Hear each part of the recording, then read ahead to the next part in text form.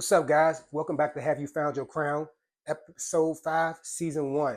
And today's topic, streetwear lost its meaning. This one is near and dear to me. I know within the first episodes, I kind of broke things down in an overall aspect of business, but I definitely want people that are entrepreneurs, that's in fashion and design to know that it is business that come with it. So we have to always learn to make sure that we are educating ourselves within the business.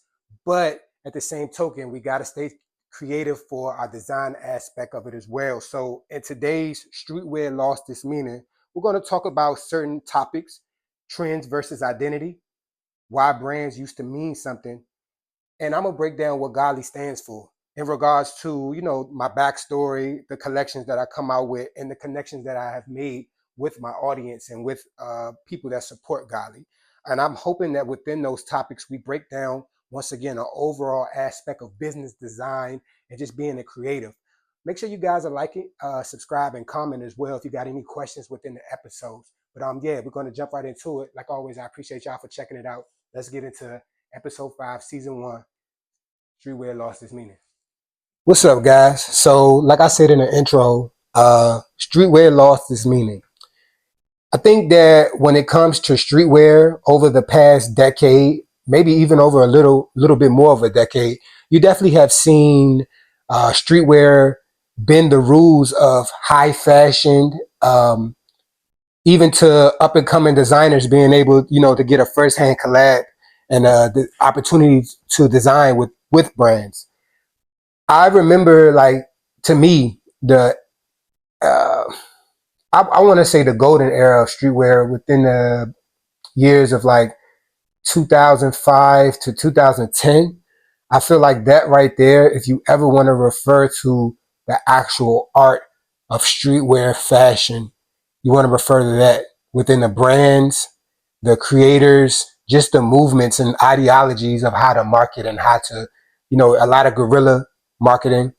And the internet and social media was just coming about too. So I feel like that's why it was such a golden era for people to kind of hop on and, get into trends, and the way brands were able to create trends instead of trying to jump in trends. And that's where we are now. Brands have gotten away from creating an identity and creating, its own thing and then offering to the world. Instead, people are starting brands based on trends and continuing to do that. And that may be cool for certain pieces or even when you first come out, but I guarantee you, I promise you, it's going to burn out after a while. So really what I want to get into, speaking of identity, trends versus identity. And I wrote a few notes down that I definitely wanted to specifically talk about within this. I definitely want to first start off with trends versus identity. Both are important, but both are different.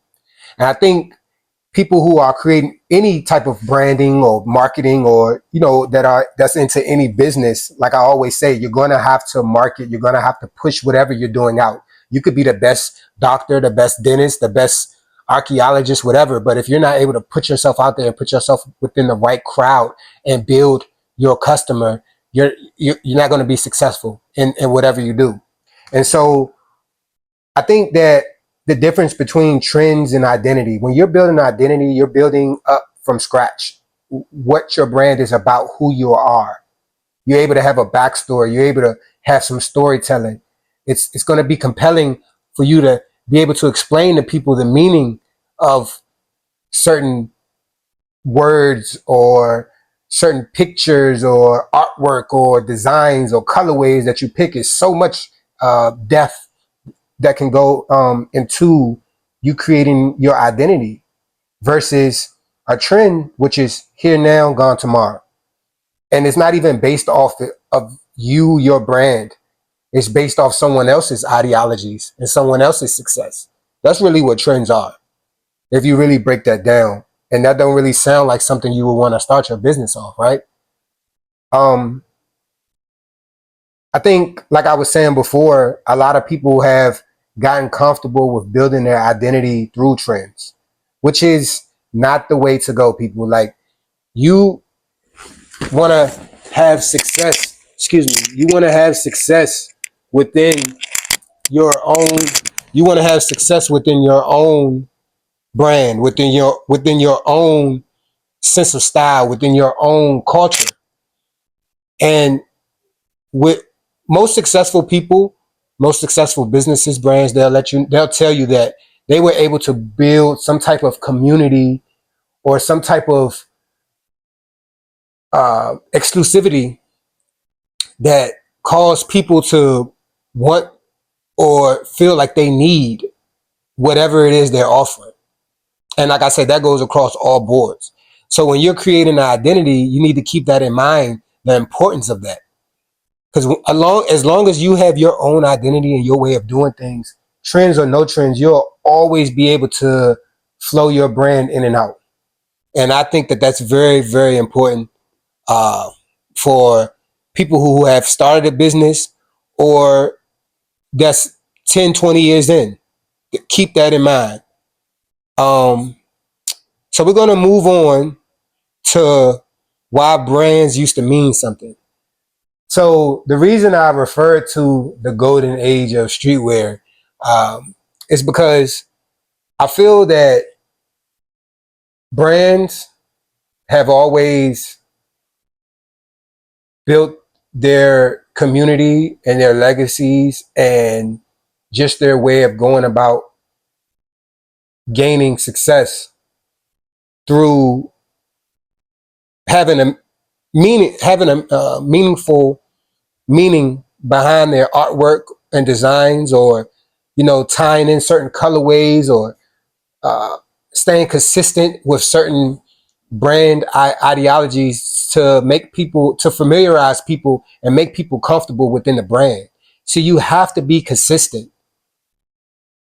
Apple, Chick-fil-A, Krispy Kreme, Nike, Adidas, Gucci, Louis Vuitton, like brands, McDonald's, consistency.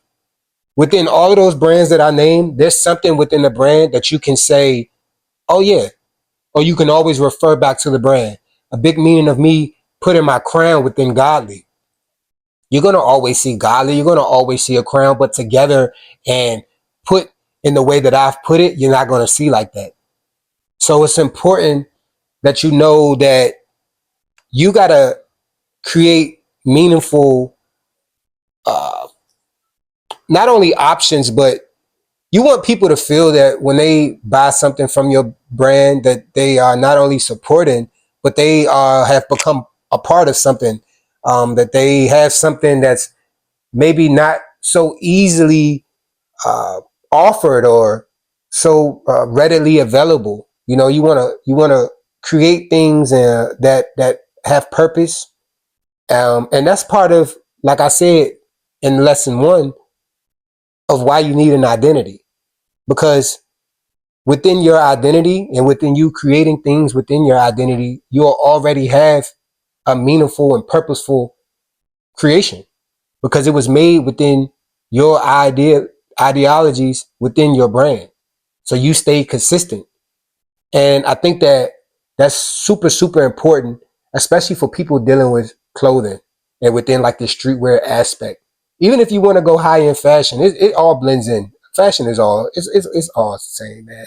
And I think that one of the most important things that you can do as a creator is to make sure that you're not blinded with the importance of who you are in this world.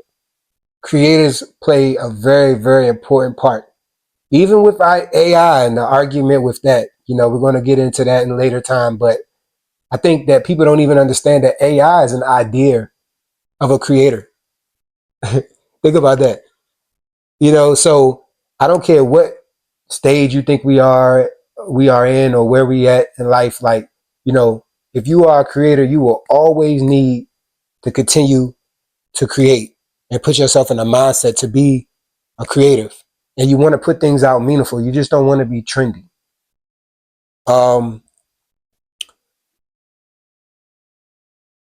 I think that the main thing I want to say is everybody wears clothes, but not everybody stands for something. And that is a perfect way to kind of end the reasoning of identity and meaning. Uh, you think of clothes as an extension of expression and social currency. You know, the way someone dresses often dictates how they feel and how they're treated and how their day can go. So when you're creating your clothes and you're creating your brands and you're offering people things, keep that in mind as well. You know, the more thought and the more meaningful something is, the more likely somebody is to share it. The more likely somebody is to be proud to wear it. Somebody, like, people don't even realize, like, the more thought you put into your stuff and the more you make someone feel exclusive when they become part of it, the social currency goes through the roof.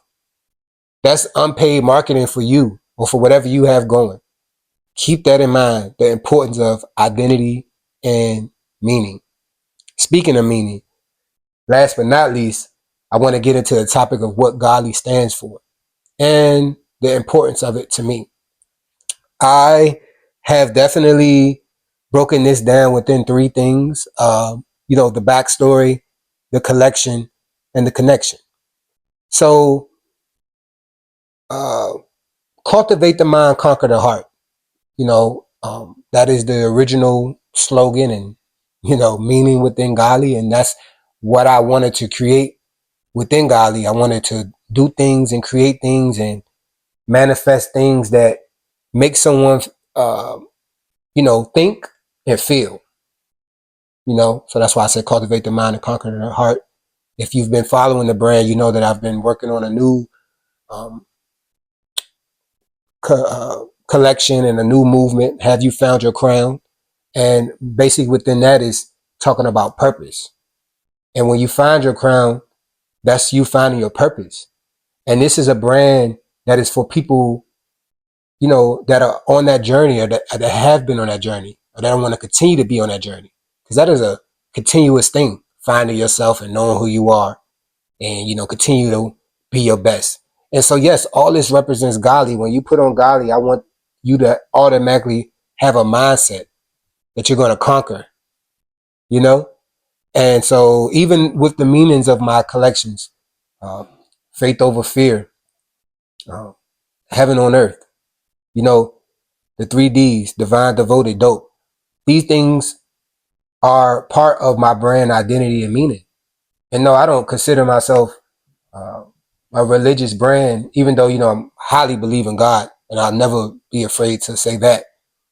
But I also know that people can box you in certain ways and things like that. Even though I'm not worried about that, but just explaining, and I know that we are in a business world as well. And that is the whole meaning of me, like kind of breaking these things down where, I know it's tough when you're trying to straggle that gray area of business and creative and personal and beliefs, but just know that this is all a journey. This is all a continuous thing that, you have to kind of uh, waver yourself in and figure out what's best for you and figure out what's best for your brain and go from there. Don't hop on in this or don't hop in life at all based off what you've seen someone else be successful in because you don't know what it took for them to get there. You don't know what comes with that. And that blessing is for them. Put your head down, keep moving. I promise you, like consistency. Stay with your meaning, stay with your purpose. It may take years. I don't know if you guys remember back all the way back in episode 1. I asked, could you put work in for 10 plus years, a decade plus, before you even notice? I didn't say before you're successful. I said before you notice. Man, that was episode 5, season 1. Have you found your crown? I appreciate you guys like always. I'll catch you on the next one.